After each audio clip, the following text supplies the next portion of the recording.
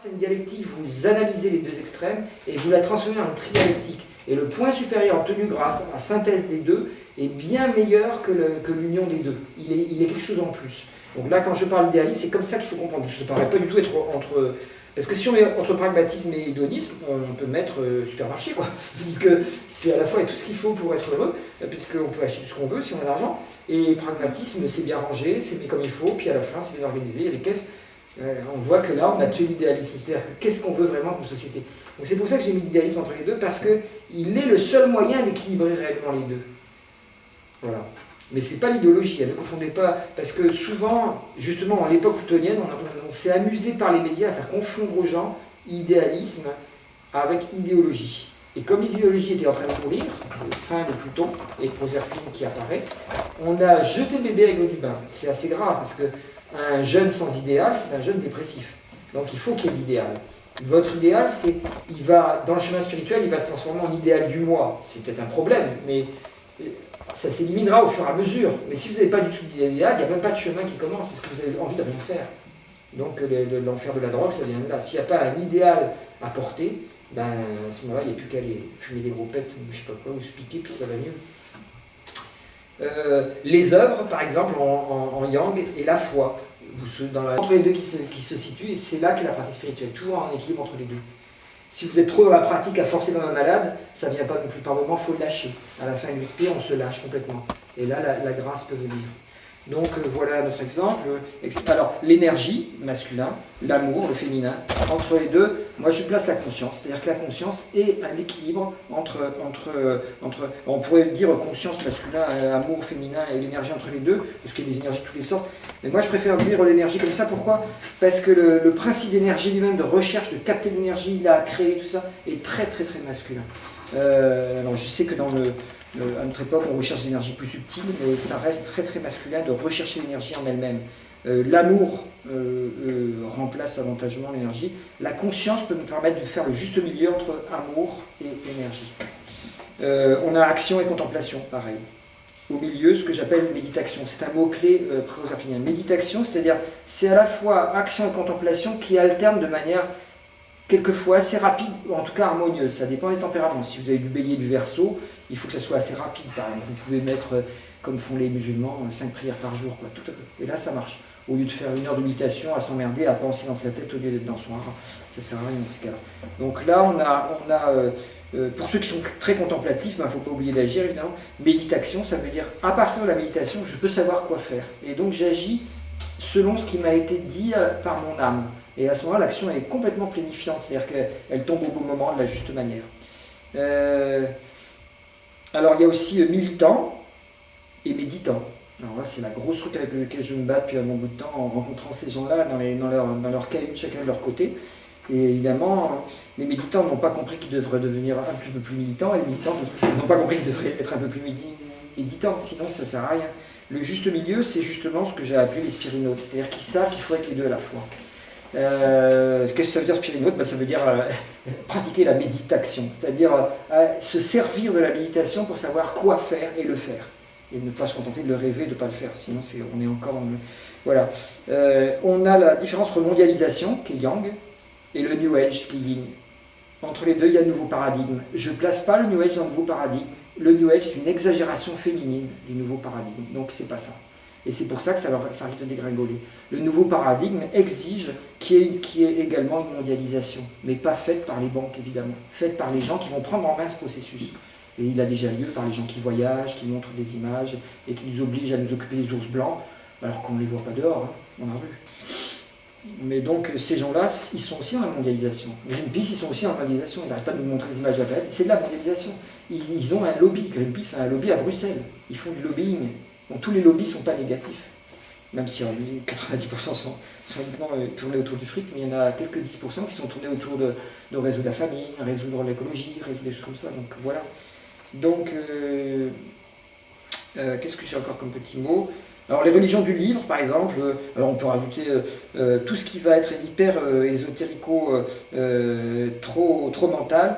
On peut penser à la franc-maçonnerie, on peut penser aux sectes, les processus qui donnent une très grande force à ce qui est écrit, quoi, ou ce qui est quelque part imprimé. Ça, c'est très très masculin. Ça c'est terminé, on doit passer à autre chose. Mais de l'autre côté, on a ce que j'ai appelé souvent le 666, c'est-à-dire le mélange du channeling, du chamanisme. C'est-à-dire, on peut retrouver là-dedans ce que j'appelle le faux tantrisme aussi, des fausses thérapies, c'est-à-dire quelque chose où on est du côté de l'énergie luciférienne. C'est-à-dire on prend la lumière ou l'énergie de la lumière pour Dieu lui-même. Voilà. Et ça, c'est parce qu'on se fait illusionner par son propre féminin.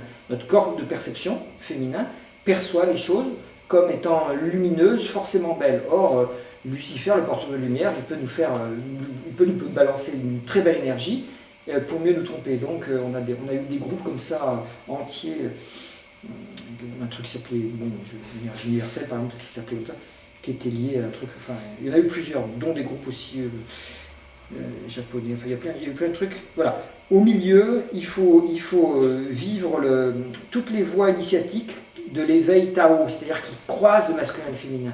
Dès que vous comprenez l'éveil en tant que Tao entre le masculin et le féminin, alors vous risquez moins de vous planter entre ce qui est à faire, le livre, ce qu'il faut faire, entre guillemets, le il faut de souligner 3 fois qui est très masculin, qui sert à rien, parce que si on souligne 3 fois, on ne fait que se raidir et devenir touillant comme un coup de bois. Mais le côté, oui, je te caresse, je fais faire montrer tes chakras en caressant doucement la colonne vertébrale, oui, si vous êtes avec votre compagne au lit, que vous jouez au tantrisme, pourquoi pas. Mais si on vous dit qu'après que c'est une pratique spirituelle, là il y a erreur. C'est quelque chose qui est un peu en deçà quand même. Et le 666, c'est ça. Hein. 666, ne cherchez pas, il est dit dans la Bible. Ceux qui connaîtront le nombre sauront ce qu'il veut dire. Bah oui, il faut connaître la numérologie. C'est le 6 à 3 niveaux. 6 premiers niveaux, j'ai déjà dit, c'est les années 60, c'est libération du sexe. Donc heureusement, les femmes sont libérées, le sexe est libéré. Puis heureusement, les femmes et le sexe se libèrent en même temps. Hein. Je ne dis pas que toutes les femmes sont obsédées, c'est pas ça que je veux dire. Mais le 6 a bien un rapport avec la notion d'amour. Et donc, comme le féminin est du côté de l'amour, évidemment, la libération de la sexualité fait partie du domaine du 6. Quoi. Et donc, les femmes, en se libérant, de toute façon, c'est connu dans les 60, elles ont appris à mieux régler leur sexualité, mais à la rendre aussi plus abondante, hein. Ça c'est net, parce qu'avant, un coup, ça pouvait être le bon. Voilà, donc ça a changé ces choses-là. Le 66, c'est plutôt les années 70 où ça arrive, plutôt fin des années 60, où viennent d'Inde les thérapeutes. Donc c'est tout, alors vous avez tout le bataillon, les bioénergies, les reiki, les processus, les yoga, les tai chi, tous ces machins qui viennent plus ou moins de l'Orient, et qui sont le processus de comprendre, cette fois, le psychisme à partir de ces nouvelles notions. Donc on n'est plus dans simplement libérer le sexe, ou t'es libéré, t'es pas libéré, tu couches pas. Le côté très un peu branché qu'il y avait dans les années 60 était un peu exagéré, avec Woodstock et tout ça. Et là, on est dans quelque chose qui dit, mais attends, la vraie libération, c'est celle du psychisme. Elle va passer par donner de l'amour, et on a le côté des hugs, prendre dans les bras, qu'on voit chez les Américains beaucoup, et qu'on voit chez nous maintenant aussi. La thérapie, un petit peu, par redonner de l'affectif partout, refaire du bien par l'amour, prendre les gens dans les bras, redonner de la couleur rose à ceux qui se trouvent enfermés dans leur processus négatif. Où j'en étais, oui, le troisième 6. Le troisième 6 dit, on passe cette fois au niveau spirituel au-dessus, et il dit que Dieu est harmonie. Et ça c'est faux, Dieu contient l'harmonie bien sûr, mais il n'est pas harmonie. C'est quelque chose qui contient quelque chose, c'est pas il est aussi conscience, il est aussi amour, il est aussi coup dans la gueule des fois pour nous apprendre à voir en face voilà ce qui ne va pas ou ce qu'il faut changer. Il est tout ça. Donc à ce moment-là, quand on dit Dieu est harmonie, on crée un mensonge. C'est un mensonge luciférien. Un mensonge porteur de lumière, parce que si on parle que d'harmonie, qu'on met des belles lumières de toutes les couleurs, et des arcs-en-ciel, les pierres, les machins, il y a plein de trucs comme ça maintenant. Et si on dit que ça aide sur le plan divin, oui. Si on dit que c'est le chemin, on voit apparaître toute une galaxie d'illusions chez les gens qui vont se mettre à consommer du divin, alors qu'en fait ils sont dans une nouvelle société de consommation, de la consommation d'un spirituel qui prétend être spirituel qui ne l'est pas. C'est du spirituel, mais avec le 666 du serpent qui vous fait descendre bien en deçà d'un vrai spirituel. Ça ne veut pas dire que la sexualité ou que l'harmonie ou que doit être en dehors du spirituel. Ça veut dire simplement que c'est pas que ça. C'est pas ce qui plaît. Alors c'est important à voir avec Proserpine. L'erreur proserpinienne va faire qu'on va croire par exemple qu'une thérapie qu'on doit prendre c'est celle qui nous plaît. On va comme au supermarché. Donc ça c'est l'erreur du 166. J'ai besoin de thérapie, je vais dans le supermarché des thérapies qui existent maintenant, puisque le 66 est répandu partout. Le 66 c'est les thérapeutes. Hein, donc, mais 666, Problème, est-ce que je vais savoir choisir ma thérapie? Je dois choisir mes thérapies, c'est là l'ésotérisme est très utile, en fonction de ce que j'ai réellement besoin de travailler. Et donc des fois de ce qui me dérange, parce que si je vais là, je vais apprendre des choses qui peuvent me déranger sur moi-même, ou qui peuvent m'obliger à travailler sur ce que je ne savais pas faire en moi-même. Si je vais du côté qui me plaît, évidemment, je vais tomber au bout d'un moment sur le truc qui me brosse dans le sens du poil. Et là, je suis sûr de pouvoir dormir longtemps. Une belle bouée dormant, c'est très proserpinien. Donc on va s'endormir, et là on va s'endormir dans cette pseudo-harmonie. Et en fait, cette pseudo-harmonie, alors le thérapeute va faire plus d'argent parce qu'il y a plus de monde qui est intéressé très souvent à cette pseudo-harmonie, mais en fait, personne ne va évoluer. Mais tout le monde va faire semblant être content parce que c'est harmonieux. Donc on va se faire des gros bisous, des gros hugs sans arrêt, on va porter des couleurs flashy, des trucs comme ça. Enfin, il y a plein de groupes comme ça, vous pouvez deviner à qui je pense, des trucs comme ça, mais si vous visitez un peu les conférences, vous allez voir ça, c'est très rigolo, quoi.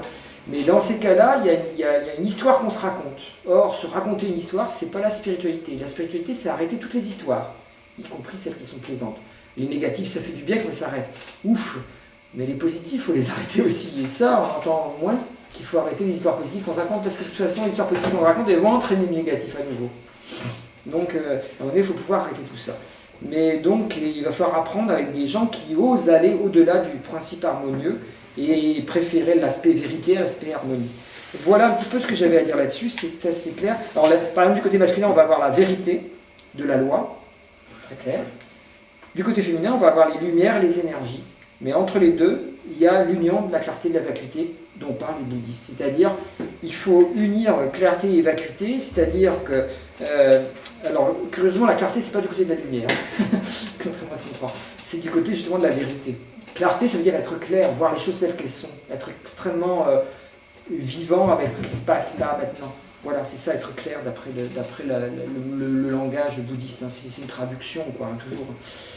Et la vacuité, c'est cette grande ouverture au monde des énergies. On s'ouvre, on reçoit par son chakra, tous les chakras, on s'ouvre et on reçoit plein de trucs. Mais il faut les deux à la fois. Si vous recevez plein de trucs, qu'en même temps vous n'êtes pas clair dans votre vie avec ce qui se passe, c'est-à-dire que tout ce qui vous arrive dans votre vie, c'est ce grand vide du grand tout qui vous pénètre, et ben, si vous ne savez pas quoi faire avec, ben, c'est que vous manquez de loi, vous manquez de vérité sur vos lois. Voilà. Alors on va un petit peu, pour terminer, visiter un petit peu... alors, les défauts de ça, il y en a plein. Hein. Dans tous les éléments, il faudrait que je vous montre un peu. C'est celui-là. Proserpine est ici, il est en adaptation. Pluton est ici en affirmation. Donc le yang, là c'est le yang pénétrant, et là c'est le yin pénétré. On peut aimer ou avoir peur de pénétrer. Alors, pour les hommes qui... On va parler au rat des pâquerettes pour l'instant, puis après on verra que ça a lieu de manière inversée sur des plans différents. Mais c'est très important de comprendre. On va prendre au niveau simplement physique, tout le monde comprend ça. Dans le couple, il y a l'homme et la femme. Normalement, l'homme est pénétrant, la femme est pénétrée. Après, chacun fait ce qu'il veut chez lui. Mais bon, donc, la force pénétrante ici, c'est une force affirmative. Mais si vous allez dedans, il y a des vieilles histoires au Moyen-Âge où on pensait que certaines femmes avaient un piège au fond du vagin et qu'il allait manger le sexe de l'homme. C'est un fantasme incroyable, quoi. Mais ce fantasme négatif qui faisait qu'il ne fallait pas y aller, il fallait y aller que pour faire un enfant, l'Église avait dit, parce que sinon on pouvait déclencher un diable, dans la femme, on voit ce que c'est que ce genre de diable qui pousse des petits cris, mais ce diable-là, il pouvait manger le sexe de l'homme. Or, ce fantasme correspond à une réalité vibratoire, c'est-à-dire qu'en fait, on peut avoir peur dans la pénétration d'être dévoré par le féminin, parce que le féminin, c'est comme un truc qui happe, qui veut prendre en lui. Donc, désir de pénétrer, peur de pénétrer. Les deux peuvent se vivre. En face, ça c'était le monde plutonien, le monde masculin. Dans le monde féminin, on a pareil. On a le désir d'être pénétré et la peur d'être pénétré. Les deux ensemble. Dans le désir d'être pénétré, il y a quelque chose qui va prendre le cosmos l'énergie en lui ou en elle. Et dans la peur d'être pénétré, qu'est-ce qui rentre en moi? Je ne maîtrise pas, puisque ce qui rentre en moi, ça va prendre la place peut-être de quelque chose que je voudrais être différemment. Donc cette force-là, alors, et ici en haut et en bas, on a un peu la force de vie qui nous fait naître ici, et puis on va tous vers son destin qui est d'évoluer, mais on va vers son futur aussi qui est la mort. Hein. On a vie-mort, c'est pareil, on a peur de la vie, désir de la vie. On a peur de la mort, désir de la mort. Donc ces forces-là sont vachement... alors, Uranus, ça fait un peu drôle avec le désir de mort, mais il faut bien voir qu'Uranus n'a peur de rien. Et il va vers son futur avec une grande force. Et tous les accidents, ils arrivent souvent avec Uranus. Parce qu'on ne voit pas les limites et on se précipite et on ne fait pas attention soit à son corps, soit à toute limite réellement existante, argent, banque, enfin ce que vous voulez. Clac, ça peut être l'expression va dépasser tout d'un coup une borne, l'expression soit physique, on va trop vite, on se tombe, etc. Le stress, hein, vous connaissez. La plupart des gens qui sont à l'hôpital, qui ont un accident, ils sont à l'hôpital parce qu'ils ne voulaient pas être en retard à leur réunion, c'est pour dire. Hein. Donc si vous êtes en retard, vous êtes en retard, c'est tant pis. Là, faites gaffe au stress, quoi. C'est très important. Ça peut aller vers la mort quelquefois, quoi. Voilà. Et Neptune, la force de vie, elle est en nous. Hein. Mais pareil, on peut avoir peur de vivre. On peut avoir peur de vivre parce que pour avoir vraiment aimé la vie, il faut aimer Dieu en soi. Parce que tel que vous êtes vous n'êtes pas aimable, moi non plus. Hein. Personne n'est aimable en lui-même tant qu'il ne se connaît pas au-delà de ce qu'il croit être. C'est pour ça qu'on se sent tous coupables ou mal. Et qu'on a besoin de d'autres qui nous disent t'es sympa, t'es bien. Parce que si on se regarde soi-même, nous on voit en nous-mêmes ce qui ne va pas. Et donc à ce moment-là, voyant ce qui ne va pas en nous, on se croit toujours mal ou inférieur aux autres. Là on est dans le domaine de Saturne, on est dans le domaine de la loi justement. La loi que je m'impose, c'est la pensée sur moi-même. Cette pensée sur moi-même, je me l'impose. Elle peut être en général fausse, parce que ce qu'on croit sur soi-même, souvent c'est toujours exagéré ou pas très bien vu. Mais cette loi va nous imposer une manière de vivre. Elle va nous empêcher d'aimer la vie. Vous voyez ce que je veux dire? Parce que pour aimer la vie, il faut aimer Dieu en soi. Pas, on dit, à quelqu'un qui est dépressif, on dit tu dois te faire confiance. Mais ce n'est pas à lui-même que tu dois faire confiance, c'est à la vie en lui. Et découvrir que le je suis est la vie. Quand on découvre que je suis la vie, la confiance, elle peut se mettre dans quelque chose qui n'est pas moi, avec ma tête de con que je vois dans la glace le matin, par exemple. On peut penser ça des fois le matin, si on n'a pas une bonne estime de soi. Et effectivement, c'est pas cette tête-là dans le miroir qu'il faut aimer. C'est cette vie qui est placée en nous et qui est un secret. Voilà. Donc c'est voilà, l'intégration qu'il faut faire de la vie. Et de même, là, si on porte la révolte de manière positive, en tenant compte de la vie, elle ne va pas mener vers la mort de soi ou des autres comme dans le terrorisme. Elle va faire mourir, par contre, l'ego. Uranus fait mourir l'ego. Voilà. Donc le processus va être... alors, évidemment, si on fait tourner ça, on voit qu'on peut arriver à Proserpine à la fin. Il faut le faire tourner dans ce sens-là. D'abord, je me révolte. J'exprime que je ne suis pas d'accord, l'adolescence, et j'essaie de trouver des nouvelles voies qui sont celles de ma génération. Mais là-dedans, je vais établir une espèce de pouvoir. Alors, si on tourne dans le mauvais sens, c'est là où c'est les trucs néo-nazis, tout ça, c'est comme ça que ça commence. À partir de l'affirmation gratuite de qui je suis, qui je crois être, je me mets à me relier uniquement et à croire que ce que je suis et ce que je dis est vrai, sans le vérifier. À ce moment-là, je tombe dans une forme d'adaptation au monde qui est complètement dangereuse. C'est ce qui se passe dans le virtuel. Quand vous allez regarder ce Finlandais qui a tué tout le monde, en ne rencontrant que des gens qui pensaient comme lui sur Internet. Donc il communiquait. On était dans le commun, il se communiquait, mais qu'avec des gens qui étaient tous d'accord avec le fait que tous les Arabes ou tous les pacifistes étaient des gens à tuer. Il a fini par passer à l'action. Il est courageux, c'est le seul qui est passé à l'action, les autres se contentaient de pianoter. Il dit j'y vais, je suis courageux, moi je vais le faire. Donc là, Proserpine, vous voyez, c'est pas pour rien que c'est la maîtresse des enfers.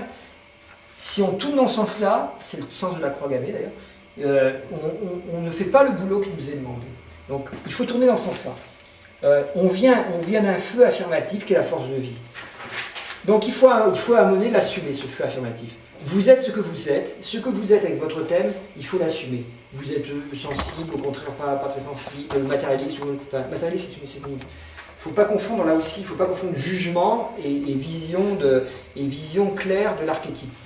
Matérialiste par exemple ça peut être un jugement, mais concret c'est pas un jugement, parce que c'est une attitude. Vous voyez la différence? Quelqu'un qui est trop concret peut devenir matérialiste. Mais voilà, quand on dit matérialiste, c'est une... Donc voilà, donc on va dans le côté du pouvoir et de l'action, et c'est comme ça qu'on se forme. Ça vient à l'adolescence. Avant vous agissez bien sûr, mais vous faites ce que vous disent vos parents de faire, quoi. Ou l'inverse, mais en général, vous avez dépendre de vos parents. Vous agissez, et là vous devez arriver à une affirmation. Et c'est à ce moment-là que vous devenez vraiment vous-même, quand vous vous affirmez très fortement. Mais là arrive toute la puissance de l'ego, c'est-à-dire que vous devenez quelqu'un. Vous devenez quelqu'un, et comme vous devenez quelqu'un, ça va installer un style de vie dans la Terre, ici, ça va installer, ça va établir, ça va... Vous voulez quelque chose, vous inquiétez pas, vous allez l'obtenir. Ça va s'établir, ça va s'installer. Mais en s'installant, il va falloir le coordonner, il va falloir le digérer. On a le métier, on a les actions, on a les rencontres, et ça nous crée une stature, une structure. Cette structure-là, quand on va en profondeur, il faut qu'elle disparaisse. Jusque-là, vous n'avez fait que vous créer vous-même, et donc créer un individu qui est un moi. Vous n'êtes pas encore une âme. Pour aller du côté de l'âme, il va falloir vous recréer de l'autre côté. Il n'est pas visité encore de l'autre côté. Enfin, si vous visitez par là, ça ne vaut rien de toute façon, c'est illusoire. C'est un peu, si vous allez sur des sites New Age, c'est moins grave que si vous allez sur des sites fachos ou nazis, bien sûr. Mais le résultat au niveau de l'illusion qu'on va rencontrer là, c'est la même chose. Il n'y a rien qui est vrai. C'est l'univers virtuel, les images, et rien n'est vrai. Donc, on est obligé de passer par là, se construire en tant que vouloir, pour arriver à s'établir dans une structure. Cette structure va être plus ou moins réussie, ça va être un métier qui nous plaît plus ou moins, en tout cas on y est. Et on gagne son argent. L'argent, c'est la terre. Mais là, on va passer par une phase où on doit intégrer tout ce qu'on croit être dans un ressenti intérieur. Et c'est là que les problèmes commencent. C'est là, des fois, les dépressions arrivent, les maladies, les processus, parce qu'on renoue avec l'énergie de vie qui nous dit qu'est-ce que tu désires vraiment? Qu'est-ce que tu veux vraiment dans ta vie? Qu'est-ce que tu as envie de vivre en profondeur? Et là, on peut plonger du côté du désir. Mais c'est là que les affaires commencent, parce qu'ici, on a pu installer, ou mal digérer, ou mal coordonner nos énergies dans la structure. Pour passer du côté-là, il va falloir être attiré par le désir proserpinien. C'est pour ça que Proserpine représente le désir en nous, homme comme femme, le désir d'évoluer vers quelque chose qui n'est pas moi-même. Donc c'est curieux. C'est-à-dire ce qui veut dire désir d'être pénétré par l'univers. Alors que là, jusqu'à j'étais dans l'affirmation de moi, je suis pénétrant. Je vais essayer de faire ce que je veux. Je vais essayer d'obtenir ce diplôme. Je vais essayer d'obtenir ce poste. Parce que comme ça, je gagnerai plus. Et après, j'aurai cette baraque ou cette bagnole. Tant qu'on est du côté là, on est du côté du XXe siècle. Le XXIe siècle, il est là. Qu'est-ce que je peux inviter dans ma vie, désirer dans ma vie, pour faire pénétrer en moi le renouveau de l'âme? Mais ça passe par cette phase-là. Et cette phase-là, elle est méditative. Alors, on peut l'appeler, au début, sophrologie, relaxation. On peut l'appeler séance de yoga, après on s'allonge par terre, après, waouh, c'est super. Ou on peut appeler vacances à la plage. Chacun fait ce qu'il peut avec cette phase-là. Mais le problème, c'est que ce n'est pas du tout équivalent, évidemment. Vous pouvez passer 50 ans à la plage sans trouver la divinité, alors qu'avec une méditation, ça ira quand même plus vite. Mais des fois, si vous manquez de vacances à la plage et que vous allez méditer, ça va peut-être vous allez être un peu raide aussi. Donc, faut voir. Donc, ici, il y a l'idée de trouver, de plonger en soi vraiment, en écoute totale. Parce que voilà, si on joue au volley sur la plage, il n'y a pas d'écoute, on est encore en relation. Là, il s'agit de plonger en écoute totale pour intégrer les désirs profonds de ce que j'aimerais être profondément. Et là, ça peut toucher aussi bien à l'illusoire qu'à quelque chose qui vient de l'âme. La différence va se faire quand on va plonger en ressenti et qu'on va apprendre à aimer. Et c'est à ce moment-là, en général, qu'on rencontre quelqu'un. Pour ceux qui veulent tout, les femmes souvent veulent tout le temps rencontrer quelqu'un, je sais pas pourquoi. Parce que justement, elles sont du côté là. Ils sont du côté alors que l'homme est plus du côté là. Il veut conquérir quelqu'un, mais il ne dit pas trop. Mais en fait, il veut conquérir. Et la femme est plus nette à ce niveau-là, dans le sens où elle dit oui, je veux quelqu'un parce que sinon je ne suis pas complète. Mais ça peut être une vision archaïque, parce qu'on peut très bien être complet avec son masculin en tant que femme aussi. Et ça n'empêche pas de rencontrer quelqu'un aussi. Vous voyez ce que je veux dire? La femme va plus facilement camper du côté là, l'homme plus facilement du côté là. Mais c'est pas homme et femme, c'est masculin et féminin, ou plutôt yang et yin. Donc on peut avoir les deux normalement pour s'équilibrer. Donc le homme comme femme, il va falloir rentrer dans le ressenti de l'amour pour apprendre à aimer, et donc découvrir que dans l'amour, il y a... Alors on va rentrer justement dans le détail du comment ça se passe. Dans l'eau, là, quand on arrive dans l'eau, par exemple, celle qui est femme va accepter la pénétration, et dans ce sens-là, en acceptant la pénétration, elle va découvrir le plaisir qui va avec et le désir qui va avec. Et donc, là, pour une femme, ça se fait facilement. Pour un homme, c'est plus difficile, parce qu'il va falloir qu'il accepte d'être pénétré au niveau émotionnel, pas forcément physique. Ouais, faites ce que tu veux, je répète.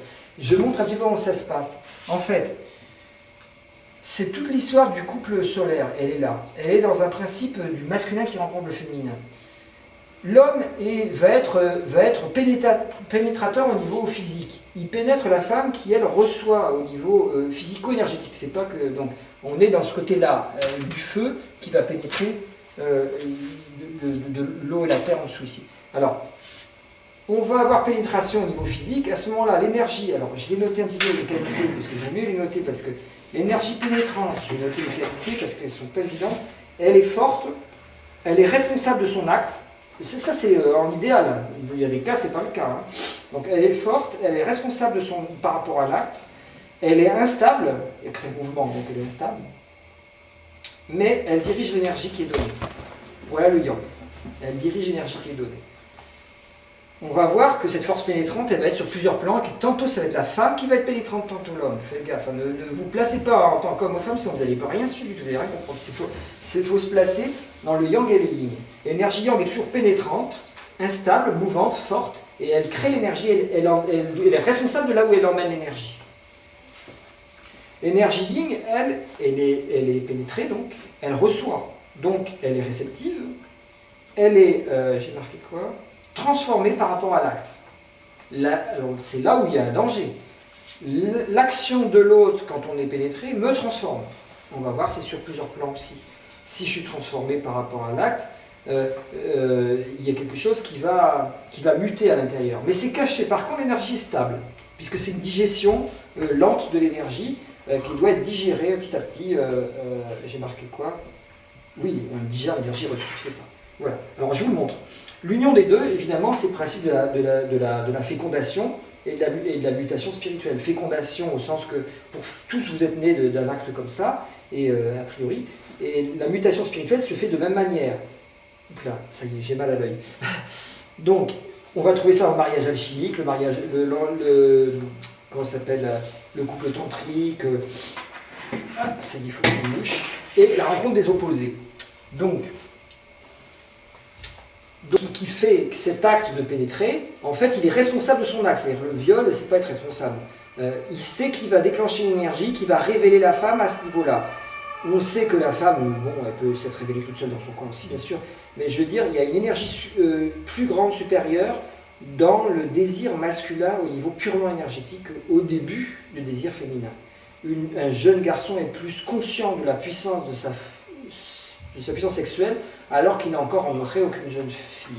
Alors la jeune fille n'est pas encore consciente de sa puissance sexuelle, elle est au niveau de son aspect extérieur, ce qui fait qu'elle va déclencher l'attirance du jeune homme par quelque chose qui émane d'elle, mais elle n'est pas consciente de ce qui émane d'elle. Elle va dire « Ah oui, je suis jolie », elle va se regarder dans la glace, mais elle n'est pas consciente qu'il émane une puissance. L'homme, lui, la sent, donc il est attiré. Donc, si ça se passe bien, les jeunes tourtereaux se rendent compte, il y a pénétration. La jeune fille découvre avec horreur ou avec ravissement, ça dépend de l'art justement du jeune garçon, de comment il le fait. Et elle va découvrir une nouvelle énergie au niveau physico-énergétique. Quand cette énergie est réveillée, elle appartient au féminin, à nouveau, puisqu'elle est digérée. Et évidemment, la femme, à ce moment-là, va découvrir ce désir d'être pénétrée à nouveau. Pour continuer ce que ces désirs aient lieu, il faut quelque part, qu'elle chope l'homme. Parce que l'homme, lui, son principe, d'aller butiner ailleurs. La femme va dire « Ah non, mais ça m'intéresse, son truc, c'était vachement bien, j'aimerais bien qu'on recommence. Tu viens chez moi, voilà. » Voilà. Donc, qu'est-ce qui va se passer à ce moment-là? La femme devient pénétratrice à son tour. Parce que qu'est-ce qui a été pénétré chez elle? C'est l'aspect émotionnel. Ce que l'homme n'avait pas prévu de déclencher. Sinon, il aurait fait gaffe. Et donc, il va déclencher la force yang chez la femme. La force yang chez la femme, c'est son émotionnel. La femme est yang émotionnellement. Donc, à son tour, elle peut pénétrer aisément avec beaucoup d'art et de force d'amour, ou maladroitement, elle peut violer l'homme au niveau émotionnel. Cette fois, c'est l'homme qui est qui doit, alors là c'était la femme qui écartait les cuisses, là c'est l'homme qui doit écarter les deux côtés de son cœur, parce qu'il est un peu immature à ce niveau-là. Lui, il ne sait pas trop ce que c'est qu'aimer, pour l'instant il aime surtout ses bagnoles, ses trucs, ses projets, ses machins, il ne voit pas, et c'est au contact de ce premier amour qu'il va être pénétré par la force émotionnelle de la femme. À son tour, il est entre guillemets déniaisé, on va dire ça comme ça. À chaque fois, il y a une espèce de déniaisement. Non pas que l'énergie n'était pas là avant, il pouvait y avoir un potentiel extraordinaire chez cet homme-là au niveau émotionnel, il pouvait être très sensible et tout ça, mais ce potentiel, quel qu'il soit, il va être survolté par cette pénétration. Il va y avoir fertilisation de ce potentiel qui va augmenter. Et à ce moment-là, voilà. Et alors si ça se passe bien, ça continue. Vous voyez qu'à chaque fois, il peut y avoir un accident. À chaque fois, il peut y avoir quelque chose qui se passe mal. Parce que dans la pénétration elle-même, celui qui pénètre, il est responsable de ce qu'il fait. Et s'il le fait mal, ou s'il fait mal, tout bêtement, par exemple, au physique, ou s'il s'y prend pas comme il faut, il peut déclencher en face une fermeture, au contraire, des chakras, des énergies correspondantes. Et à ce moment-là, la personne qui n'a pas reçu cela va en avoir un manque qui peut rester. Donc on a quelque chose qui peut après marquer le caractère. C'est pour ça que dans les peuples anciens, la jeune fille était très préservée. On a cru que c'était ouais, c'est dégueulasse, on met les jeunes filles, on leur met des voiles dessus. Voilà. Donc ça c'est l'excès bien sûr, ça c'est le truc, tous les trucs qui ne sont pas d'ailleurs marqués dans le Coran, mais enfin c'est encore autre chose. Mais disons, par contre, on va retrouver dans tous les peuples une espèce de protection de la jeune fille. Pourquoi on protège la jeune fille de son désir? Parce qu'il faut qu'il augmente, jusqu'à ce que l'homme qui va venir, il puisse passer des barrières vachement fortes qui sont établies par la communauté autour. S'il l'aime vraiment, il va être capable de la retrouver, alors que même qu'on a mis des sentinelles, tout ça. Voilà. Pourquoi? Parce qu'il y a une sorte de sélection, comme une compétition, de l'homme qui va aimer avec suffisamment de force, ne peut pas avoir peur de contrer toute la communauté pour aimer quand même celle qui est. Donc il y a des peuples comme je crois que c'est les Somaliens, il y a une règle qu'il faut toujours, si on aime vraiment quelqu'un, on l'enlève. Alors il faut faire un truc complètement héroïque, en fait, c'est se faire casser la gueule par toute la famille, mais si l'homme n'est pas capable, s'il doit s'y reprendre plusieurs fois, s'il a raté, jusqu'à ce qu'il arrive à enlever celle qu'il aime. S'il n'arrive pas à l'enlever, c'est qu'il ne l'aime pas vraiment. Donc voilà, donc on voit que, pourquoi il y a cette espèce de dramaturgie qui est faite? C'est parce qu'à leur avis, ils estimaient que comme ça, ils sélectionnaient celui qui aimerait vraiment. Parce que celui qui aime vraiment, quand il pénètre, normalement, il doit faire du bien. Ça, c'est la théorie. Après, c'est encore autre chose. Mais il est vrai que normalement, la jeune fille qui est complètement aimante aussi, va être plus facilement ouverte à recevoir. Si elle est juste dans un désir, un demi-désir, si ça se fait trop tôt, la crispation de conscience et d'amour, cette crispation des forces de conscience, crispation des forces d'amour, peut engendrer quelque chose après qui va être mal vécu.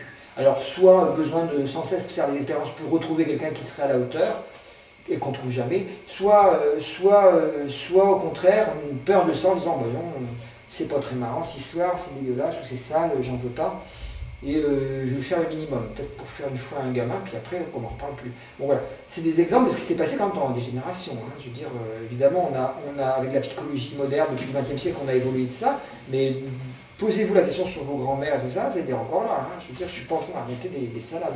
Il faut être très clair là-dessus. Et là, donc, une fois qu'il y a cet amour, l'émotionnel féminin pénètre l'émotionnel masculin, qui engendre une digestion de ça. La digestion de ça fait qu'à ce moment-là, le mental masculin, qui est yang à son tour, devient pénétrant positif du mental féminin. Alors, avant, il était bien là pourtant ce mental masculin. Mais tant qu'il n'a pas été pénétré au niveau de l'amour, il est infertile. C'est-à-dire qu'il veut du progrès, quitte à fabriquer n'importe quoi. Il va fabriquer des bombes, des machines, des trucs qui détruisent la nature. Il va appliquer son intellect n'importe comment, parce qu'il n'a pas été inséminé par l'amour féminin.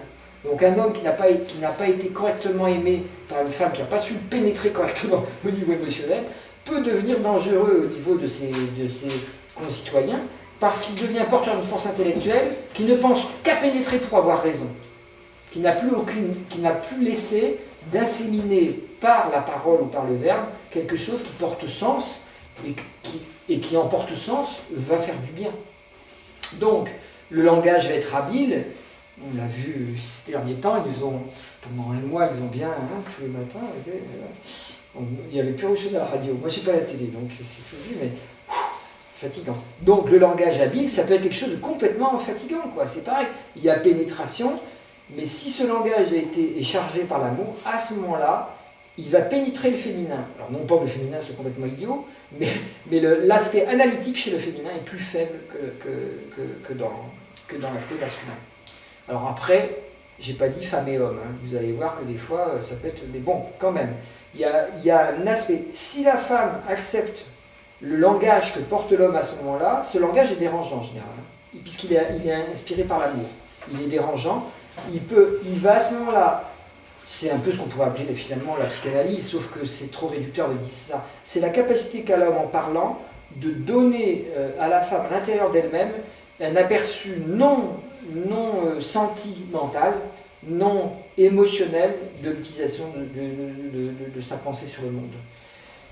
Si la femme, à nouveau, le féminin, on va dire, est pénétrée à ce niveau-là, il digère cette énergie-là. À ce moment-là, il y a une forme de génie inspiré qui apparaît dans le féminin, ce qui fait qu'à son tour, elle va pénétrer, elle peut être pénétrante au niveau du chemin que va lui donner le chemin de l'âme. Parce qu'elle va découvrir, grâce à cette analyse, on pourrait dire psychologique, ésotérique, ça peut être une lecture philosophique, ça peut être philosophique aussi. Elle va découvrir que si la vie a un sens, en dehors de celle de la protection de la vie, là elle le sait ça, si la vie a un sens autre, ça vaut le coup d'aller l'explorer. Et donc elle va avoir un sens philosophique extrêmement profond, Sophia, je rappelle c'est un nom féminin, philosophie, Sophia, où elle va être capable de porter quelque chose qui libère l'âme.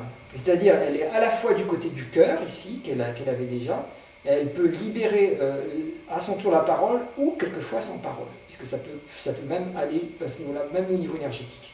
C'est-à-dire que quand on passe au niveau de l'âme, il n'y a pas forcément besoin qu'on reste au niveau de la parole. On peut passer au niveau énergétique aussi. Donc ça devient une femme qui génère une puissance de l'âme dans la rencontre avec elle. Ensuite, bon, après on peut continuer, mais enfin il faut s'arrêter à un moment donné, parce que là ça va. Mais ça continue sans cesse. En fait, on peut pas trop aller trop loin, parce qu'après il y a des trucs assez subtils. Mais bon, ça continue, le masculin pénétré au niveau de l'âme peut mener, on va faire un raccourci parce qu'en fait c'est 7 niveaux, mais ça peut mener, en gros, on pourrait dire, pénétration au niveau de l'âme, pénétration au niveau du soi. Et ça, c'est complètement confondu à l'heure actuelle. On confond l'éveil de l'âme avec l'éveil du soi. Or, c'est pas la même chose. Donc, l'éveil de l'âme, pris du côté masculin, peut donner la puissance nécessaire qui va créer l'éveil du soi, qui demande une autre énergie encore et qui va mener sur le chemin vers l'éveil du soi. Ce que je vous ai montré avec des petits doigts habiles, comme ça, bah, c'est mignon tout plein, c'est le couple tantrique. C'est-à-dire que, bon, bah voilà, ils font l'amour comme ça, et ils créent cette unité. Évidemment, ce n'est pas forcément ce qu'on vous décrit dans les psychologies magazines, mais c'est ça le secret du couple tantrique. C'est-à-dire, en fait, c'est la capacité à savoir à quel moment ça fait mal quand je suis pénétré, parce que je suis dérangé à l'endroit où je suis pénétré. Mais, comment est-ce que je peux m'ouvrir quand je suis pénétré à un endroit qui manque? Est-ce que je peux m'ouvrir ou pas? Est-ce qu'il y a de l'amour en face? Parce que c'est pas la peine de s'ouvrir s'il n'y a pas d'amour en face, ça va être du viol. Donc, toute la dimension, elle est là. Mais c'est alternatif. Vous voyez, ça dépend, ça peut être physique, ça peut être, pour l'homme, ça peut être physique ou mental, physico-énergétique ou mental. Pour la femme, ça va être surtout, il va y avoir un aspect donc, émotionnel, puis un aspect animique, de l'âme psychique, hein, psychophilosophique, vous voyez. Voilà. Mais ces choses successives qui s'emboîtent comme ça, elles vont, par le biais de l'amour, c'est ça le grand secret de Proserpine, par le biais de l'amour, ça doit se transformer en une pénétration mutuelle, qui va de plus en plus... Au début, ça peut faire que ça, je l'ai montré dans l'ordre en parlant, mais ce n'est pas simplement un ordre de pratique pour ma parole, c'est un ordre également fonctionnel dans la vie, c'est-à-dire qu'aucun couple ne peut commencer sans qu'il y ait l'acte sexuel, par exemple. On dit, bon, on peut s'aimer de manière platonique, mais au bout d'un moment, il faudra bien visiter ce moment de l'acte où on ose aller dans l'au-delà. On peut penser aux jeunes adolescents qui peuvent s'aimer un certain temps, enfin plus maintenant, un certain temps au niveau platonique, avant de passer à cet acte très magique et mystérieux pour eux. Donc, à chaque fois qu'on rencontre l'autre, que ce soit dans le lit évidemment, voilà, où on veut d'ailleurs, sur l'échelle si vous voulez, mais les autres pénétrations, vous voyez bien qu'elles peuvent se faire à n'importe quel moment de la journée. C'est pas une question de... Je ne parle pas en faisant ça que de l'acte sexuel. Je parle de la parole, je parle d'une manière de se comporter, de toucher l'autre, de lui tenir la main ou de lui parler d'un désir. Et voilà, donc il y a plein de choses qui vont se passer et qui vont dépendre de la manière dont on s'est accepté de chaque côté cette pénétration mutuelle. Et évidemment, si cette pénétration mutuelle a lieu, il y a des découvertes qui sont faites au niveau de la relation qu'on ne peut même pas décrire, quoi, qui sont de l'ordre d'une télépathie très pure, qui peut engendrer beaucoup de plus en plus d'amour. Voilà le vrai secret de Proserpine. Voilà, c'était un peu la bonne nouvelle de la soirée, parce que comme j'ai montré avant comment il pouvait être comment dire, détourné complètement dans une espèce de magie infantilisante, qu'on va avoir très très fort. C'est déjà démarré. Remarquez les émissions de télé en ce moment, et tout ça, on risque de faire disparaître complètement le côté original ou culturel de la... Alors qu'on est à gauche, on risque de faire disparaître le côté original de la culture pour en faire une culture vraiment Alors, quels sont, j'ai pas fini ici, je remonte juste pour terminer le processus complètement. On voit qu'ici, quand il y a eu cette pénétration émotionnelle ici, là on rencontre Proserpine. C'est-à-dire qu'on rencontre le vrai autre.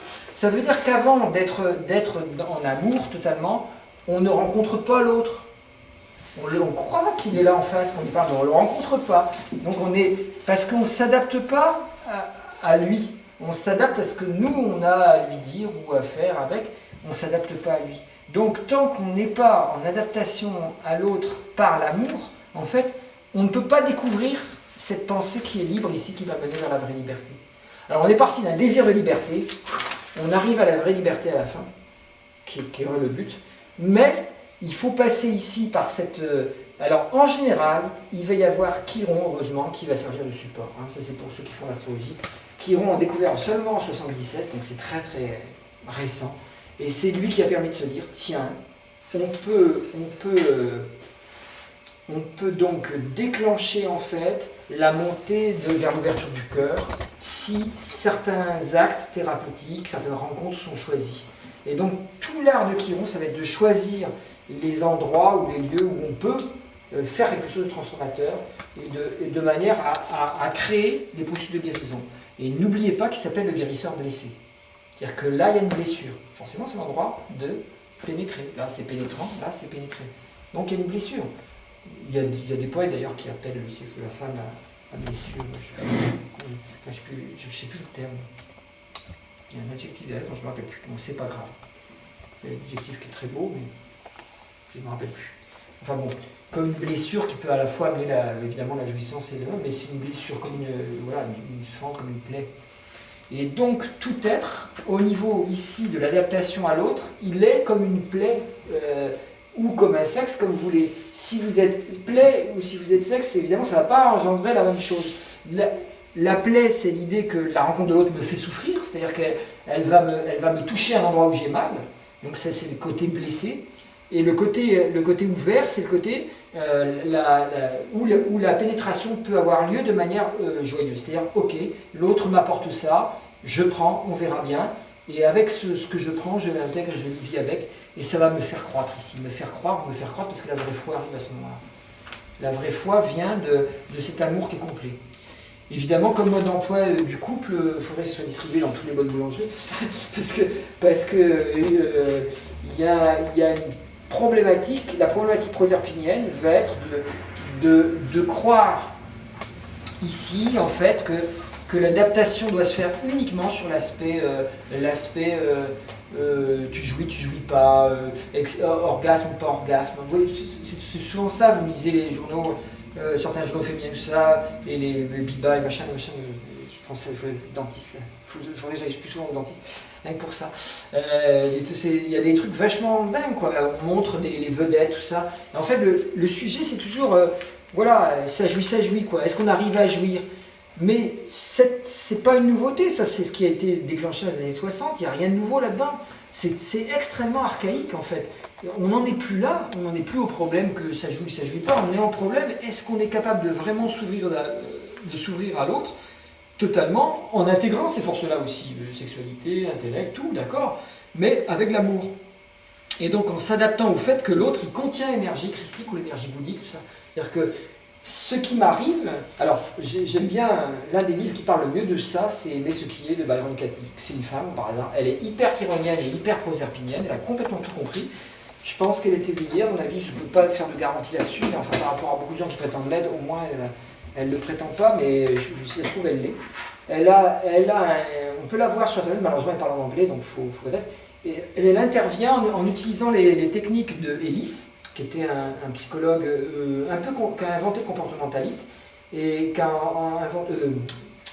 pardon, vous barrez. C'est le psychocognitivisme, pardon, ce qui est à l'origine aussi du comportementalisme. Mais c'est pas le comportementaliste, c'est le psychocognitivisme, c'est-à-dire si je remplace des pensées négatives par des pensées positives, ou surtout des pensées fausses par des pensées vraies, c'est surtout ça qu'il a découvert, eh bien, on verra ça dimanche d'ailleurs, on va travailler là-dessus, parce que c'est un truc hyper intéressant de découvrir l'ensemble de la différence entre pensées positives et pensées vraies à l'intérieur de soi. C'est surprenant. Donc c'est Ellis qui a découvert ça, et Byron Katie, qu'on appliquera aussi dimanche, permet de travailler complètement sur la notion de aimer ce qui est, aimer ce qui se passe, quoi. Alors évidemment, ça ne se décrète pas. Si vous dites je vais aimer tout ce qui est, puis que vous recevez un coup dans la gueule, au début vous n'aimez pas. Mais le principe d'adaptation proserpinienne demande d'aller recevoir ça en comprenant que ce qui se passe à ce niveau-là permet de se transformer à l'intérieur. C'est-à-dire qu'en fait, le processus est toujours bienvenu, quel qu'il soit. Tout ce qui m'arrive, je l'ai désiré. Bizarre, hein? Donc ça, c'est un truc...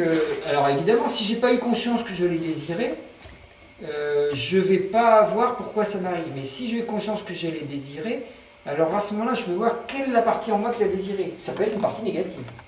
Donc à ce moment-là, il faut voir ce qu'elle a déclenché. Donc, alors ça change complètement la vision qu'on peut avoir de ce qui nous arrive. Procès, engueulade, problème de couple, tout ce que vous allez rencontrer, problème avec son patron. Si vous dites, attends, là il est en train de m'engueuler, mais moi j'ai désiré ça, ça ne veut pas dire que vous allez vous laisser faire forcément, hein. C'est pas ça que ça veut dire. Il ne s'agit pas d'être dans une soumission totale, il s'agit de comprendre que vous ne pouvez pas non plus vous défendre, c'est impossible. Il n'y a rien à défendre. Ce qui vous arrive est exactement ce qui doit vous arriver. Donc ça ne veut pas dire que vous devez vous laisser faire non plus, puisque si ça vous arrive, c'est justement peut-être que vous exprimiez, pour vous dire, ou que vous affirmiez, ou que vous intégriez. Il y a plusieurs solutions, tout n'est pas là. Mais la réalité, c'est que comme ça vous arrive, vous devez vous y adapter. Il y a quelque chose qui est demandé au niveau de l'adaptation. L'adaptation, ça ne veut pas dire se plier, ça veut dire simplement que vous découvrez, que vous intégrez l'information, et qu'en intégrant l'information, ça vous fait grandir. Nietzsche disait, ce qui ne vous tue pas vous rend plus fort. J'aime bien ça. Voilà, ça veut dire qu'il faut être accepté d'être pénétré par tout ce qui vient dans la vie vers vous. Et ce qui vient dans la vie vers vous, même difficile à comprendre au début, va vous donner son sens profond. Son sens profond est toujours plus agréable que le sens de surface qui peut être très très mal... Ça peut être très très mal exprimé ou très très mal... Si la personne en face, elle est là-dedans dans un pouvoir d'affirmation, vous vous situez là, évidemment, elle va vouloir vous pénétrer en voulant avoir raison. Mais ça ne sert à rien. De toute façon, si vous êtes dans le côté OK, ça ne va pas aller plus loin. Hein. Ça s'arrête là. Mais ça ne veut pas dire qu'il a raison, ça veut dire simplement que vous acceptez de voir que, bon, par exemple, ok, il ou elle veut avoir raison, et alors, ça la regarde, moi, c'est à moi d'accepter ce qui se passe. Je ne sais pas si c'est clair pour tout le monde, le type de... Mais c'est pas évident de passer là, il faut rentrer dans le cœur pour faire ça, c'est pour ça, on ne peut pas décréter ça, c'est un peu ce qui se passe dans le New Age, je décrète que je vais aimer l'autre automatiquement. Bah oui, mais le décréter, ça fait que le jour où il y a un coup dur, bah on s'aperçoit qu'on n'y arrive pas. Voilà. Parce que c'est pas prévu au programme, de ce côté-là, c'est pas prévu au programme. De ce côté-là, c'est un point. Donc voilà où on en est le programme de l'humanité. Est-ce qu'il y a des questions? Parce que je peux pas tout dire, mais là j'ai presque dit... voilà. Alors oui, quand c'est négatif, vous avez... Il y a des très bons mots avec B, mais il y a aussi des mots qu'on va trouver qui sont lourds. Alors ici, on va avoir la bêtise, par exemple. Je fais plein de... Vous pouvez avoir le bling-bling ici aussi. Voilà. Vous avez les banques ici qui sont en pouvoir actuellement. Là. La brutalité, c'est un mot avec B aussi. Voilà. Je joue c'est une lettre. Je l'apprends pas au hasard, c'est l'aide de la fin B. Elle est liée au proserpine qui serait détournée. Elle est liée au proserpine soit activée, soit détournée. Pour ceux qui s'appellent Bernard, Bertrand, Béatrice, il ne faut pas s'inquiéter. C'est des trucs. Votre lettre commence par B, vous êtes obligé de faire avec du lunaire. Si vous laissez avoir au lunaire, c'est ce qui se passe en proserpine étant en cancer, ça peut donner, voilà, baba, bébé, bobo, et bonbon. Voilà, le sucré, tout ça, enfin voilà, voilà. Il y a plusieurs termes, mais enfin, ça vous amuse dans le temps. Le bordel aussi, ici, l'eau. C'est pas que aller au bordel, c'est le bordel dans ma vie émotionnelle. Ça c'est courant, comme vous dites. Les babas, les beaux. Le baby blues, le baby boom. Voilà. Ici, les beaux. Et le blues. Ouais, le blues, ça peut être une bonne musique, remarque. Hein. Si c'est de la dépression. Hein. Et pour le soleil, j'ai mis quoi? Le billet vert, les billets. Les battleurs, j'ai mis les battleurs politiques. Bush, Berlusconi et la BCE pour nous. La BCE. Les battleurs. Vous voyez, ils sont dans une idée de... Ils amènent quelque chose qui est vachement sympathique, quoi. Ils sont sympas tous. Bush était vachement sympa. Si on compte pas les milliers de morts, qui est un détail de l'histoire, comme disait les gens, il est vachement sympa, quoi. Berlusconi aussi, il nous fait bien rire, quoi. Sauf qu'après, dans le concret, en fait, ils ont amené des tas de trucs négatifs. c'est le Proserpine quand il n'est pas assumé. Ça devient vraiment la reine de l'enfer. C'est-à-dire qu'elle est habillée. Ça plaît, c'est mignon, on peut faire du spectacle à la télé, puis en fait, ça ne déclenche pas la prise de conscience. C'est tranquille du coup. Voilà. Est-ce qu'il y a des questions sur ce que je viens de dire? Surtout sur le couple, si vous avez des questions sur le couple, c'est le moment de les poser, parce que ça peut être intéressant de voir comment on peut jouer avec ce truc-là en clair, quoi. J'ai d'autres petits mandalans qui permettent de voir. Selon toi, le fait qu'on est dans le texte de Proserpine, ça veut dire que le couple peut être une clé de cette intervention, mais ça veut être aussi dire que ça peut être plus compliqué le couple en ce moment. Ah, bien sûr, le couple devient impossible. Il faut bien comprendre que le couple normal devient impossible. Ça, c'est très très clair. Je voulais le dire, c'est dans mon programme, mais comme j'ai pas mes lunettes, enfin, que j'ai enlevé mes lunettes, j'ai mal où c'était prévu que je le dise. Actuellement, on a un gros problème, c'est que tout couple basé sur des valeurs d'espoir, que ça aille bien, simplement en se basant, bébé, se basant sur le fait qu'on va bien s'entendre voilà, dans notre petite bulle, et bien la bulle, elle va éclater. Elle ne peut pas se maintenir. C'est une bulle, c'est impossible. Donc ça ne veut pas dire qu'il ne faut pas se marier à tout ça. Ça veut dire qu'automatiquement, vous devez, voilà, les bases instinctives de l'ego, vous devez repérer qu'un couple, c'est à la fois deux égos qui se rencontrent et deux âmes qui se rencontrent. Si vous n'avez pas pigé ça, vous êtes mal. Parce que qu'est-ce qui fait que deux êtres sont attirés l'un vers l'autre? C'est deux âmes qui s'attirent. Donc c'est, en fait, bon, on peut dire, oui, ben, elle est jolie, elle est bien carrossée, comme disaient les mecs. Ça, des trucs comme ça, mais c'est des trucs, c'est des jugements en réalité qui sont fascinés par autre chose qui émane de la personne. Parce que je vous rappelle que le mec il n'est pas niaisé au début, donc il ne sait pas qu'il est fasciné par ça. Il va se dire, oh là, elle a tout le monde au balcon, voilà. Parce qu'il est là-dedans, lui, il est dans le côté premier. Mais après, quand il est pénétré au niveau émotionnel, il s'aperçoit pourquoi il a choisi l'autre. C'est pas forcément parce qu'elle est comme ci ou comme ça. Ça compte peut-être, mais bon, c'est pas que ça. Parce qu'il n'est pas conscient de son émotionnel au début. Quand il devient conscient émotionnel, il sait pourquoi, qu'il a été fasciné par quelque chose, qui est cette force émotionnelle. Donc, quand il y a rencontre de deux êtres qui s'aiment, qui tombent amoureux l'un l'autre en même temps, parce qu'il y a des cas où on est amoureux de quelqu'un et l'autre ne l'est pas, mais souvent ça c'est dû justement à l'imaginaire proserpinien, c'est la belle au bois dormant, hein, je rêve, où sera ne vois-tu rien venir, ça, bon, ça c'est du domaine du virtuel. Quand vraiment ça a lieu au niveau énergétique, c'est qu'on est dans Proserpine. Proserpine, c'est ces énergies qui sont cachées, elles sont bien réelles, elles ne sont pas que dans la tête, ou que dans le cœur, elles occupent tout le corps.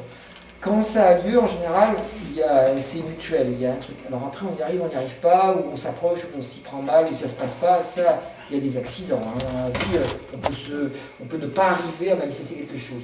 Mais quand ça a lieu, il est évident que les âmes vivent une première phase, qu'on appelle la phase 1, qui est une phase d'éclatade totale. On se dit, j'ai enfin trouvé l'amour de ma vie. Phase 1, tout va bien, c'est solaire, mais c'est le faux couple solaire. Tout couple au début est forcément solaire. C'est comme si le divin voulait nous montrer, regardez, voilà ce que vous êtes fait pour vivre. Vous êtes des dieux sur terre, et quand les amoureux qui se bécotent sur les bords, vous connaissez la chanson, pourquoi ils ont des petites gueules bien sympathiques? Parce qu'ils émanent quelque chose autour d'eux. Vous passez près d'un public où il y a des amoureux qui se bécotent, ils émanent pas que le désir sexuel. Bécotent. Ils bécotent sur les bancs publics. Bancs publics. En plus, on répète 3 fois. Donc on sent que derrière, c'est là. B. Ouais. Ils vont aller monter en chant pour aller faire du B aussi. C'est Brassens. Ouais, c'est Brassens qui a chanté. En positif, j'avais mis des B positifs. Par exemple, pour la Terre, j'ai marqué quoi? J'ai marqué bio. Voilà un mot qui est à toutes les sauces, mais c'est vrai que c'est un mot qui peut sauver la planète. Sauf s'il devient faux. Et pour l'instant, c'est le seul endroit où vous n'avez pas de trucs radioactifs, vous n'avez pas de trucs... Il y a un cahier des charges qui est respecté. C'est l'un des seuls cahiers des charges au monde qui est encore respecté. Alors donc, il faut se dépêcher des fois de se battre. Actuellement, il y a des produits de beauté où ils commencent à mettre je signale pour les femmes, je ne sais plus si c'est une marque C. Il faut se battre pour que ça se maintienne parce qu'ils sont en train de ioniser. Ioniser, ça veut dire foutre de la radioactivité. C'est-à-dire mettre de la mort Non, le bio, il n'y a pas de mort dedans, sinon c'est plus bio. Donc voilà. J'avais mis quoi? J'arrive plus à m'en lire. Bah oui, pour l'eau, évidemment, ici, il y a l'essence de la beauté. L'art, la beauté, c'est vraiment un B qui est positif. Quoi, voilà. On est dans le monde de l'eau féminin. Ici, j'avais mis justement Brel, Brassens et Bénin, des chanteurs que j'aime beaucoup. Maurice Bénin, Jacques Brel et Brassens, qui sont tous sur du B. C'est 3 chanteurs extrêmement sensuels et très... les Béco Béard, je ne les ai pas mis parce que je les aime moins. J'ai choisi ce que je préférais. Le feu, j'ai marqué la bonté active. Brigitte Bardot, bah oui, alors là, il faut la mettre là. Là, elle est vraiment la sexualité épanouie. Là. Elle est très proserpinienne aussi, Brigitte Bardot. C'est ce qui explique qu'elle a eu souvent des insatisfactions dans sa vie. Et ben, ciao, ouais. Ok. Voilà, qu'est-ce que je répondais à quoi? Oui, l'âme et l'ego, voilà. N'oubliez pas que vous allez rencontrer des luttes d'ego. Forcément, c'est la phase 2. Dans la phase 2, la lutte des égos va aboutir au fait qu'on voit l'ego de l'autre et qu'on ne voit pas le sien. Et ça, à l'heure actuelle, c'est l'un des problèmes du proserpine qui est ici dans la relation, c'est que les gens, au lieu d'avoir des vraies relations, des relations virtuelles avec des films, la plupart des gens apprennent l'amour par des films, ou par des feuilletons, ou par la télé. Donc ils ne savent pas que le zien à la fin est complètement faux. Ils ont tendance à avoir, voilà, on va se travailler avec un zien dans le dos, et comme ça on sera toujours heureux. Mais en fait, c'est là que les ennuis commencent, c'est-à-dire qu'en fait, il y a forcément conflit dans le couple.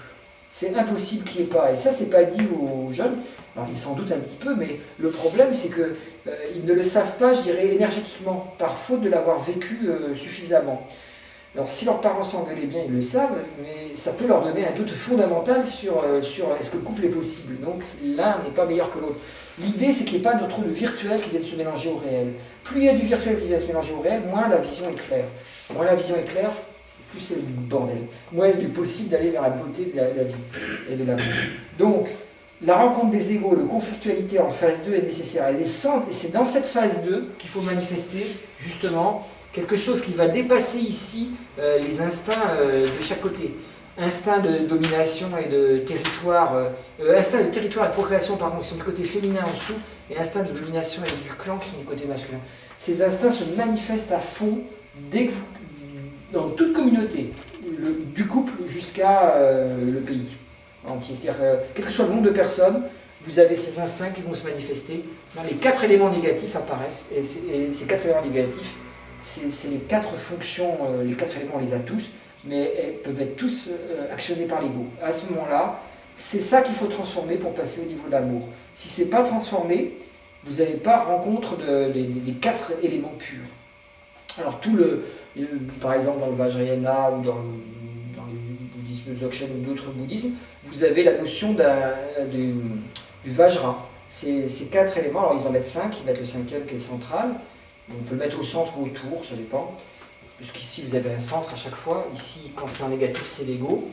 Quand c'est en positif, on va avoir voilà, la lumière de l'être au centre. Donc, si vous mettez la lumière de l'être au centre, eh bien, les 4 éléments changent de nature. Mais il faut des pratiques. À l'endroit où vous avez un élément négatif, il faut une pratique. Et le couple en est une. Mais le problème, c'est qu'on croit que le couple va nous amener du bonheur. Si on croit qu'il va nous amener du bonheur, avec un B aussi, en fait, on va refuser qu'il nous amène du conflit. Et si on refuse le conflit, le couple est impossible. Impossible, strictement impossible. Il n'y a pas de couple possible sans conflit, parce que c'est du conflit que va naître une harmonie réelle. C'est parce qu'il y a conflit qu'on va dire, ok, finalement, ou alors il y a suppression du conflit par la domination. Là, il y en a un qui domine complètement l'autre. Alors, ça fait ça, quoi. En fait, au lieu d'avoir la multipénétration qu'on a montré, voilà, c'était le patriarcat ancien. L'homme dominait tout, il disait tout, et la femme se soumettait à tout. Là, le couple, il peut durer. Mais à partir du moment où les femmes se sont libérées, c'est la merde. C'est plus possible. Or, les femmes attendent ça encore, que le couple puisse durer, puisque elles sont du côté de la durée, elles sont du côté de la terre et de l'eau. Donc elles veulent... Mais il faut comprendre que si elles veulent que leur désir devienne réalité, il va falloir qu'elles acceptent de mettre du masculin, du conflit dans le couple. Et non pas dans le but d'avoir raison, mais dans le but de faire tomber de chaque côté les barrières de l'ego, petit à petit, de les user par l'amour. Donc le conflit fait partie du programme de l'amour. Si on ne comprend pas que le conflit fait partie du programme de l'amour, c'est qu'on est dans le 666, c'est-à-dire dans le dieu harmonie, qu'on idéalise et qui est dans tous les magazines, dans tous les films. Et moi j'aime bien voir des films, j'aime bien regarder les magazines, mais à condition, il faut juste se rappeler que c'est pas du vrai. Biba, c'est ça. Biba, voilà, c'est ça que j'ai cherché tout à l'heure, bébé, Biba, les nouveaux bébés féminins. Oui, c'est bien d'entendre ça parce que Ah bah oui, moi tous les gens que je reçois voilà, en consultation, souvent c'est ça. Les gens ne comprennent pas que le conflit est nécessaire. Et il y a aussi, il peut y avoir des trucs culturels aussi, il peut y avoir des familles culturelles qui disent non, non, la femme ne doit pas, voilà. Là aussi il faut se méfier, il faut pouvoir rentrer, la femme, je vais vous donner l'exemple pour terminer, peut-être, enfin moi qui ai d'autres questions, de Shugan Trungpa, qui est un Tibétain, c'est une culture orientale donc, hein. Dans la culture orientale, la femme, normalement, elle suit, quoi. Bon, c'est ça. Alors que bon, les Tibétains, c'est plus. Les hindous, c'est plus évolué au niveau du rapport de force que par exemple du côté du Moyen-Orient, où des fois il y a un rapport de force clairement écrasant. Mais quand même. Donc, c'est quand même là. Donc, quand je ne me trompe pas, il est arrivé vers l'âge, je ne sais plus, 15 ans, il est arrivé en Occident, il a vécu sa vie de tulku, il a commencé à enseigner, et il était formé pour ça. Et puis il a rencontré une belle nana, je ne sais plus à quel âge il avait d'ailleurs, je ne sais plus s'il avait 28, 29, 30 ans, et comme il n'était pas ordonné moine, il avait le droit de se marier, et donc il s'est marié avec une nana qui était assez jeune, qui avait 17 ans, qui était une de ses disciples, qui s'est octroyé le droit de lui proposer, elle a bien voulu, c'était très bien. Et il a cru qu'elle allait devenir une femme comme les femmes tibétaines, quoi, soumises et tout ça. Et un coup qu'elle a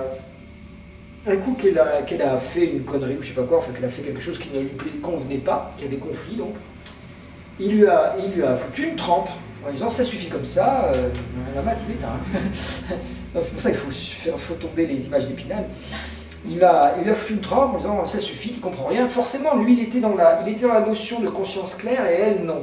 Et elle voulait avoir raison. Il s'est dit, de ce point de vue-là, comme j'ai raison de par mes qualités de conscience, je vais l'arrêter tout de suite, ça va la calmer. Elle est dans une crise émotionnelle. La nana, c'est une jeune américaine, une jeune californienne. Oula. Elle est allée chercher un bâton. Il croyait qu'elle partait dans sa chambre pleurer. Elle est allée chercher un bâton. Elle a pris le bâton. Et elle lui a tapé dessus toutes ses forces. En lui gueulant dessus. Espèce de petit con. T'es en Occident ici, t'es en Amérique. On ne frappe pas sur une femme. T'as pas le droit de frapper. Elle a tapé. Et comme c'était un bâton, il ne pouvait rien faire parce qu'avec ses poings, il aurait pu faire. Mais là, elle avait trouvé le truc, l'argument frappant, c'est qu'elle dit. Et t'as pas le droit de frapper une femme. Ah, t'as vu ce que ça fait du bien, ça fait du bien. Je t'interdis de frapper, t'es pas au Tibet, t'es en Amérique. Et donc en Amérique, on respecte les femmes, t'as compris? Et curieusement, ça aurait pu être la fin de leur couple. Et comme Shugan Trungpa était très intelligent, parce que c'était quand même un éveillé, quoi. À partir de ce moment-là, il a toujours respecté sa femme. Il a dit, effectivement, elle avait raison de faire ça. Sinon, j'aurais jamais compris. Il aurait dit, elle serait allée pleurer dans son petit coin, en disant, oh le vilain. Il n'a pas le droit de faire ça, c'est pas gentil. Et on serait resté là, et il serait resté sur le jeu traditionnel. Ça lui a fait du bien, elle gueule plus, elle pleure, tant mieux. Le rouleau à pâtisserie. Voilà. Hein? Donc là, c'est sa conscience à lui qui a été pénétrée à ce moment-là. Dans ce cas-là, oui, à coup de bâton. Ouais. Voilà, à coup de bâton. Mais c'est curieux parce que c'est pour dire que là, on a un conflit qui aboutit à une très belle harmonie, parce qu'après, il est resté avec elle toute sa vie. Hein. Mais il n'a plus jamais frappé, quoi. Il a compris que ça ne se faisait pas. Il a vu qu'en fait, qu'il avait été pénétré à ce moment-là, au moment où il a frappé, par un inconscient collectif qui venait de l'archaïsme tibétain.